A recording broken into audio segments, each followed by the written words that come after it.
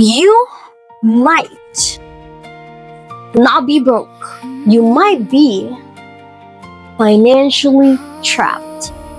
And don't get me wrong, those are two very different things, because being broke can mean you don't have enough money right now.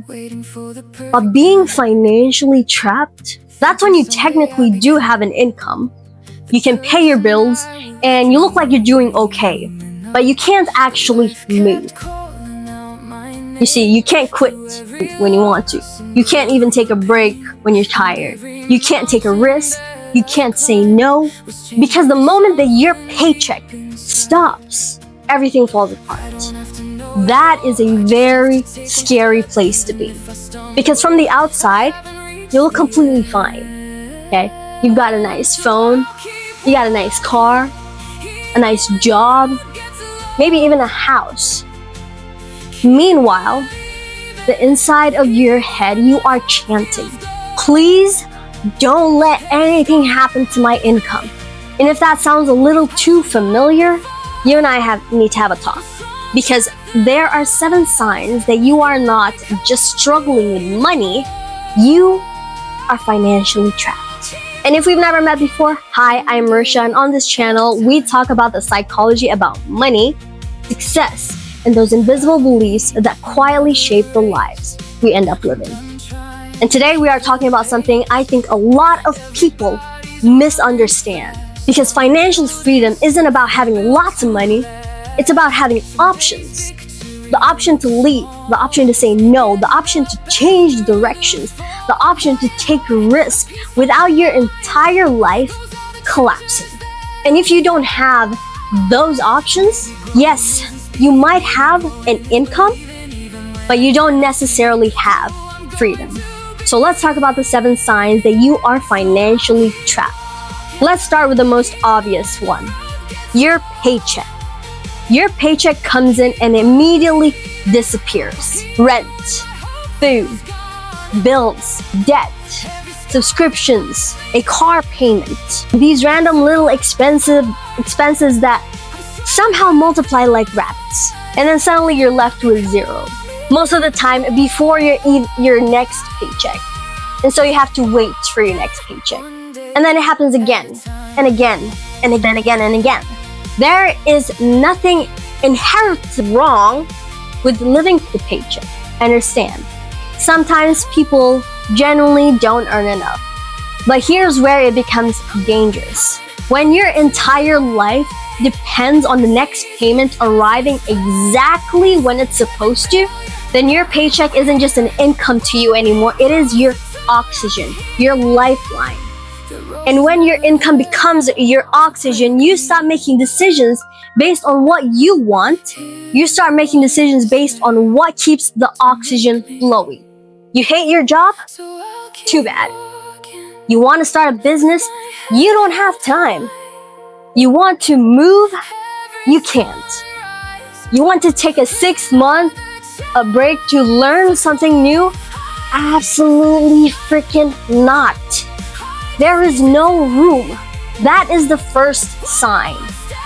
If losing your paycheck would immediately put your entire life in a crisis, you do not have financial freedom. You have financial dependence. Number 2, you make decisions based on monthly payments. This one is sneaky, because we've gotten very good at making expensive things feel affordable. Because instead of saying, can I afford this? We ask, can I afford $89 a month? And suddenly, everything is affordable. A phone, $60 a month, a car, $700 a month, a subscription, $14.99 a month, another subscription, $9.99. It's only $7.99. And somehow you accidentally subscribe yourself into poverty. Can you believe it? But seriously, the problem with constantly thinking in monthly payments is that you can make a very expensive lifestyle feel very normal and affordable. You stop thinking about the total cost and you start thinking, It's only this much each month. And that's how lifestyle inflation sneaks up on people. Because you're not necessarily buying one ridiculous thing, you're stacking 100 small commitments on top of each other. And suddenly your future paycheck already belongs to someone. That's a financial entrapment. Number 3, you're afraid to take any financial risk. No, I'm not saying you should start taking stupid risks, okay? Don't be stupid. Please don't. I'm not telling you to put your saving into some random cryptocurrency because a guy named, I don't know, told you that you're going to the moon. No, I am talking about calculated risk. Because when you're financially trapped, even reasonable risk can feel very terrifying. Starting a small business, too risky. Taking a course, too expensive. Not as expensive as your car. Moving somewhere with better opportunities, too unnecessary. Investing. What if I lose money? And eventually, you realize something. You're not actually protecting your money. You're protecting your dependency on your current situation. Because when you have no financial cushion, you can't afford certainty. And that's why building financial stability isn't about having more money. It's about buying yourself the ability to make decisions. A little saving can give you breathing room. A valuable skill can give you options. A second income stream can give you more flexibility. And ownership can give you leverage. And suddenly you don't feel like one bad month would destroy everything. Number 4, you can't say no to things you hate. This one is deep, okay? Because when financial freedom isn't just about buying things, it's about being able to say no. No to the job that is destroying you. No to the opportunity that isn't right for you. No to the person who treats you like total crap. No to working another weekend overtime. No to staying somewhere simply because you can't afford to leave. Think about that. Money doesn't just buy things. Sometimes money buys you the ability to walk away. And that's why financial dependence can affect more than just your bank account. It can affect your relationships, your career, your confidence, your mental space. Because when you know you can't leave, you start to tolerate things you otherwise wouldn't. And that's one of the most dangerous parts of being financially trapped, okay? You don't just lose money, you lose negotiating power. Number 5, every pay raise disappears. Okay. This one's gonna sound painful. You finally get a raise, and you think, finally, I can breathe. I got more. Finally. And then somehow, for some reason, you still end the week broke. How is this possible? Why? Well, new phone, maybe a better apartment, more eating out, more subscription, more shopping, maybe even a nicer car, and a few more conveniences. Nothing crazy, right? Nothing that feels irresponsible. But suddenly, your 500 extra per month is gone. And then you get another raise. Same thing happens. Another lifestyle update. And eventually, you make significantly more money than you did 5 years ago, but somehow, you don't feel any richer. That's lifestyle inflation, okay? And it's sneaky because it doesn't feel like you're becoming irresponsible. It feels like you are finally allowing yourself to enjoy the money that you worked for. And you should enjoy the money that you worked for. Absolutely, I support that. But if every increase in income immediately becomes an increase in expense, we need to have a talk because your lifestyle grows, but your freedom technically doesn't. And that's the difference. Number 6, you're depending on future you to fix everything. This one we are all guilty of. Let's admit it, okay? We've all said, I'll save next month. I'll start investing when I'll make more. I'll start the business when I have more money. I'll pay off the debt when, it's like the future you is apparently a financial hero that will come save you someday in the future. It's gonna magically have more money than you. More discipline, more energy, more time, more knowledge. For some reason, you think that the future you has everything figured out. Meanwhile, the current you is just trying to survive this Tuesday. But here's the problem, okay? Future you doesn't magically become a different person. No. Your future is built by what you repeat from now on. Not perfectly, not dramatically, but consistently. You do not need to completely transform your finance overnight.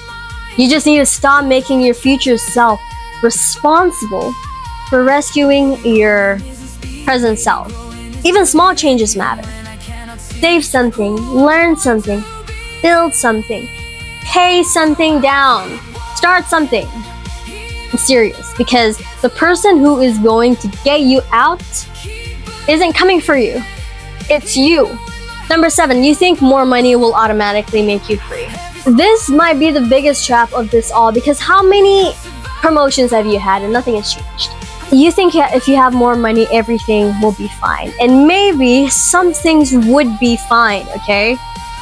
But if you're genuinely underpaid, earning more absolutely does matter. But here's the problem. If you do not change the system underneath your finance, more money can simply create more expensive version of the same life. You make 400,000, you struggle. You make 600,000, you still struggle. You upgrade your lifestyle. You make 800,000, you upgrade again, and somehow you are still waiting for the moment when you feel financially secure. That's because the freedom isn't an income number anymore. It's the relationship between what you earn, what you spend, and what you own, and how much control you have over your time. You can have a lot of money, I'm telling you, and still be trapped. You can make less and have far more freedom than someone who's making twice as much. Sure, the money does matter to some extent, but the structure matters just as much. It doesn't necessarily mean that you are rich. It doesn't mean you never work. It doesn't mean that you have a Lamborghini parked in your garage. Honestly, I'd rather have financial freedom than a Lamborghini down payment. That's just me. Financial freedom is having options.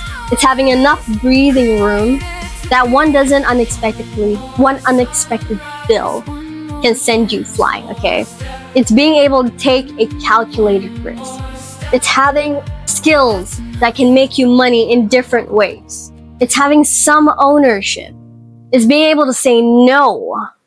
And eventually, it's being able to decide how you spend your time. That's the real prize.